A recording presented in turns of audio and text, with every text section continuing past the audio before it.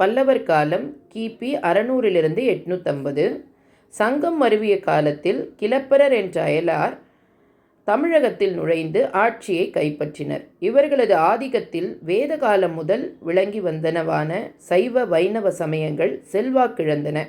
புற சமயத்தாரான சமண பௌத்தவர்கள் செல்வாக்கு பெற்றனர். இதனால் தமிழ் இலக்கிய துறையிலும் தேக்கம் ஏற்பட்டது. இருப்பினும் இக்காலத்திலும் சில சிறப்புமிக்க நூல்கள் தோன்றாமல் இல்லை. 14 கீழ்க்கணக்கு நூல்களில் பல நூல்கள் இவ்விரண்டு காலத்து தோன்றிய நூல்களே தவிர காரைக்கால் அம்மையார், திருமூலர் போன்ற சைவ பெரியவர்களும் இக்காலத்தில் வாழ்ந்தவர்களாக குறிப்பிடப்படுகின்றனர். முத்தொள்ளாயிரம், பெருங்கதை போன்ற சிறந்த இலக்கியங்களும் கூட இக்காலத்து நூலாக கருதப்படுகின்றன. கிபி 6ஆம் நூற்றாண்டின் இறுதியில் கிளப்பிரர் தம் அரசியல் செல்வாக்கை இழந்தனர்.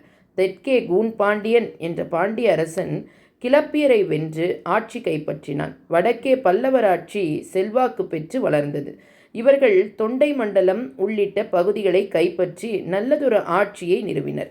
இவ்விருவரும் கிளப்பியரை வீழ்த்தினரே தவிர சமண சமயத்தை அழிக்கவில்லை. மாறாக சமணத்தில் மிகுந்த ஈடுபாடு கொண்டு விளங்கினர் என்றே கூறலாம்.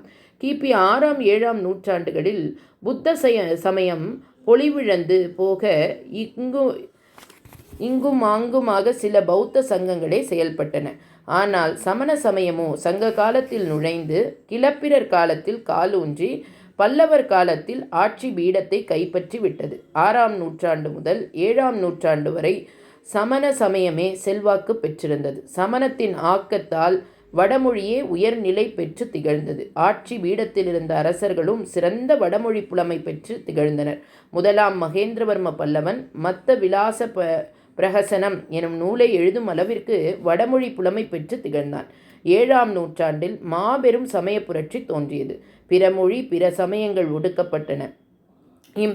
இப்பெரும் புரட்சிக்கு மூல காரணமாக திகழ்ந்தவர்கள் சைவ வைணவ பெரியவர்களே. இப்பெரியோர்கள் அறியும் அறனும் எழுத்தறிவும் உள்ள ஆலயங்கள் தோறும் சென்று சமய உணர்வு ஊட்டும் பக்தி பாடல்களை பாடி சமய எழுச்சியோடு தமிழ் உணர்ச்சியையும் ஊட்டினர். சைவம் தழைக்க மூலமாய் நின்றவர்கள் சைவ சமய குரவர் என போற்றப்படுவர்.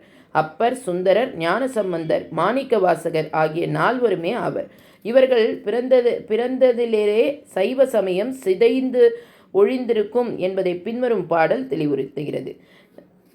12 திருமுறைகள் சிவபெருமானை முழுமுதற் கடவுளாக கொண்டு பாடப்பட்டன. இவர்களுடைய காலத்தில் நம்மாழ்வார் போன்ற ஆழ்வார்களும் சழைத்து ஓங்கினர்.